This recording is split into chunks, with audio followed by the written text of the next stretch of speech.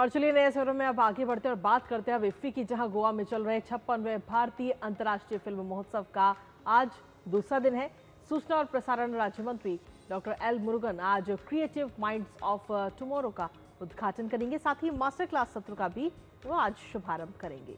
सूचना मंत्री दिन भर विभिन्न आयोजनों में हिस्सा लेने वाले हैं और इसके तहत राजदूतों के लिए आयोजित राउंड टेबल कॉन्फ्रेंस में भी उपस्थिति दर्ज करवाएंगे।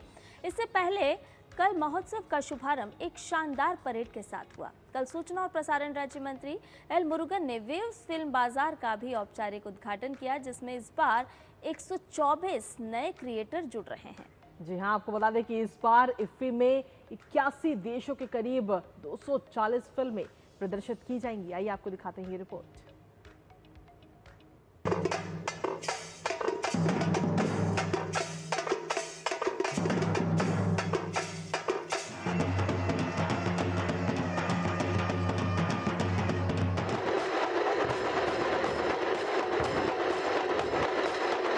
देश की संस्कृति के अलग अलग रंग, मधुर संगीत और नृत्य से गूंजता आसमां।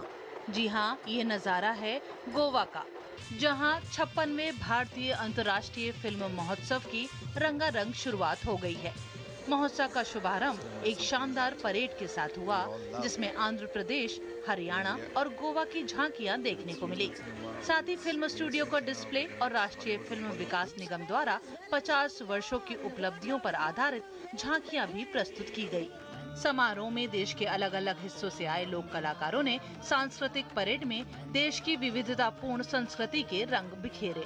Taking various steps to give the bridge to the new creators, new young minds, creative minds to the global level, the Waves Bazaar giving a chances to them, and also the creators from various part of the country, they are going a global level reach. India is the forefront of these creativity revolutions, and if he continues to be the bridge between the Indian talent and global possibilities.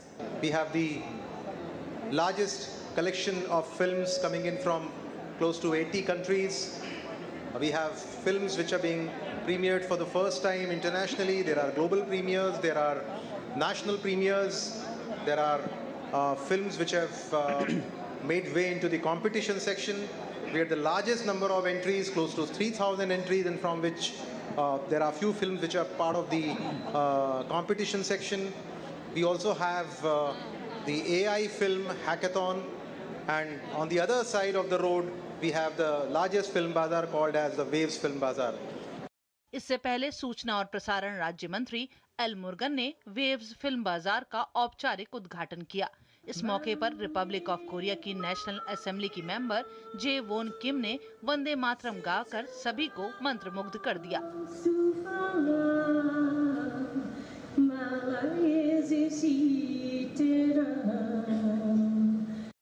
इस मौके पर सूचना और प्रसारण राज्य मंत्री L Murugan ने कहा कि वेव्स फिल्म बाजार क्रिएटर्स के बीच ब्रिज का काम करेगा। उन्होंने कहा कि इस बार 124 नए क्रिएटर इसमें प्रतिभाग कर रहे हैं। तो वहीं सूचना और प्रसारण मंत्रालय के सचिव संजय जाजू ने कहा कि फिल्म बाजार अब तक अपना सबसे महत्वाकांक्षी कार्यक्रम प्रस्तुत करेगा। 300 से ज्यादा फिल्म प्रोजेक्ट इस बार शामिल होंगे। This Waves Bazaar will bridge between the creators to the world, the producers and the creators, the young dynamic creators. The Waves Film Bazaar co-production market this year is going to feature 27 projects, including 22 feature films and 5 documentary projects. These projects represent diverse geographies, languages and genres, but they all share the ambition of reaching the global audience. 20 से 28 नवंबर तक 9 दिन तक चलने वाले इस महोत्सव में film screening, सांस्कृतिक और फिल्म उद्योग से जुड़े कार्यक्रम शामिल होंगे। इस दौरान 81 देशों की करीब 240 फिल्में प्रदर्शित की जाएंगी। 1952 से शुरू हुआ भारतीय अंतर्राष्ट्रीय फिल्म महोत्सव दक्षिण एशिया का सबसे पुराना और भव्य फिल्म महोत्सव है। राष्ट्रीय फिल्म विकास निगम और सूचना प्रसारण मंत्रालय तथा एंटरटेनमेंट सोसाइटी ऑफ गोवा मिलकर इस महोत्सव का आयोजन करते आए हैं। ये महोत्सव वैश्विक सिनेमा का प्रमुख केंद्र बन गया है, जहां साहसिक प्रयोगों से क्लासिक फिल्मों का पुनर्निर्माण होता है। और महान हस्तियां नए कलाकारों के साथ मंच साझा करती हैं। ब्यूरो इनपुट के साथ श्यामा मिश्रा की रिपोर्ट, डीडी न्यूज, गोवा। और इसी पर ताजा अपडेट ले लेते हैं। हमारे साथ में हमारी सहयोगी पणजी से श्यामा मिश्रा इस वक्त जुड़ी है, सीधा उनकर करते हैं। श्यामा, सीधे तौर पर देखें तो आज इफ्फी यानी महोत्सव का आज दूसरा दिन है, तो आपसे जानना चाहेंगे कि आज के कौन कौन से प्रमुख वो कार्यक्रम होंगे जिन पर आज सीधे तौर पर फोकस रहने वाला है। श्यामा जी देखिए, सबसे पहले तो focus creative minds of tomorrow पर रहेगा, जो कि एक ऐसा 48 घंटे का चैलेंज है जहां पर यंग माइंड सामने आते हैं और कई सारे दूर दराज जगहों से आते हैं, पूरे भारत से आते हैं। और इसमें कई सारे ऐसे सेक्टर्स होते हैं, सेक्शंस होते हैं जहां पर एक पूरी फिल्म बनती है। और ये छोटे बच्चे होते हैं, उभरते हुए बच्चे होते, कलाकार होते हैं जो ये फिल्म्स बना रहे हैं।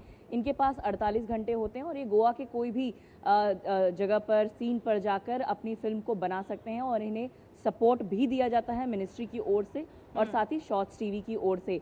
जब ये बन जाएगा तो शॉर्ट्स टीवी अपने जो यूके बेस्ड है वो अपने चैनल्स पे या अपने प्लेटफॉर्म्स पर इसे स्क्रीन भी करेंगे। तो जो सूचना एवं प्रसारण राज्य मंत्री हैं डॉक्टर एल मुरुगन, वो आज इसका शुभारंभ करेंगे और साथ ही इसके बाद में हम देखेंगे कि मास्टर क्लासेस के भी सेशन आज से स्टार्ट हो जाएंगे।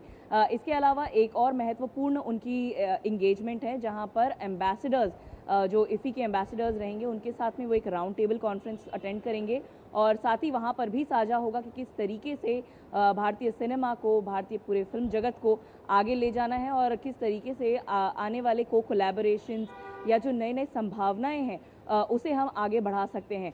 इसके अलावा गाला प्रीमियर्स की अगर बात कर लें तो हम सभी जानते हैं फैमिली मैन 3 आ रही है और उसका गाला प्रीमियर आज यहाँ पर इफ़ी में होने वाला है। इसके अलावा एक मराठी मूवी है असंभव, उसकी भी गाला प्रीमियर आज यहाँ पर रेड कार्पेट पे होगी। तो रेड कार्पेट वॉक होगा और साथ ही cinema of the world, panorama section, कई अन्य जो कंपटीशन सेक्शंस हैं उनकी भी यहाँ पर फिल्में दिखाई जा रही हैं। पूरे दिन का ये एक जो आज का एक सीरीज़ कहेंगे हम, काफ़ी व्यस्त जाने वाला है क्योंकि कई सारे एक्टिविटीज़ भी होने वाले हैं और कई सारे फिल्में भी होने वाले हैं। इसके अलावा गोवा में, पणजी में कई सारे जगहों पर थिएटर्स में तो फिल्में लगी ही हैं, लेकिन ओपन थिएटर्स जो बीच पर हैं वो भी लोगों को आकर्षित कर रहे हैं अपनी ओर और वहाँ पर भी जो पर्दे और प्रेजेंटेशन के ज़रिए है वहाँ पर लोगों को फिल्में दिखाई जा रही हैं। तो काफ़ी एक बहुत अच्छा अनुभव देने के लिए इसी यहाँ के दर्शकों को पूरी तरीके से सज्ज हो चुका है और पूरा पणजी जो है, पूरा गोवा जो है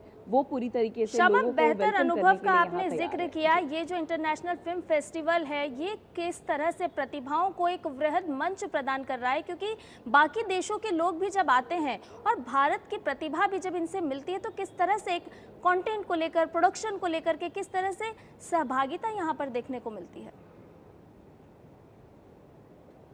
देखिए, हम को प्रोडक्शन की बातें बहुत समय से कर रहे हैं और कई सारे को प्रोडक्शन ट्रीटीज़ भी हमने साइन कर लिए हैं और कई को प्रोडक्शन प्रोजेक्ट्स जो हैं अब वो बनने भी शुरू हो गए हैं। इनमें से कई सारे ऐसे देश हैं जो भारत की प्रतिभा को, भारत के पोटेंशियल को बहुत अच्छी तरीके से जानते हैं। और जब कल हम बात कर रहे थे इंटरनेशनल गेस्ट से भी, उन्होंने भी ये एक बात साफ कही कि जो अंतर्राष्ट्रीय फिल्म महोत्सव है भारत का, वो अब टॉप 5 में, टॉप 3 में जाना जाने लगा है और वो दिन दूर नहीं है जब हम अपने इस फिल्म फेस्टिवल के लिए भारत जैसे कान जाना जाता है, जैसे टोरंटो जाना जाता है, वैसे ही भारत भी अपनी एक पहचान बनाएगा, गोवा अपनी एक पहचान बनाएगा।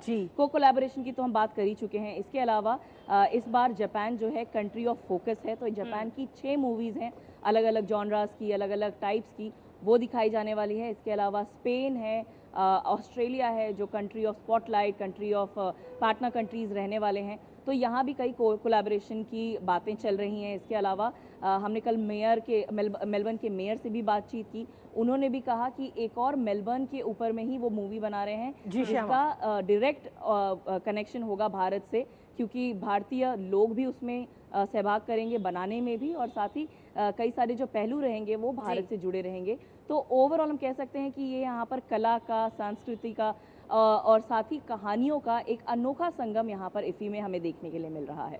चलिए, बहुत बहुत शुक्रिया श्यामा, तमाम जानकारी और अपडेट्स हमारे साथ साझा करने के लिए, इस महत्वपूर्ण खबर से जुड़े हुए। साथ ही एक अपडेट आप लगातार हमारे तक पहुँचाते रहिएगा। फिलहाल शुक्रिया आपका।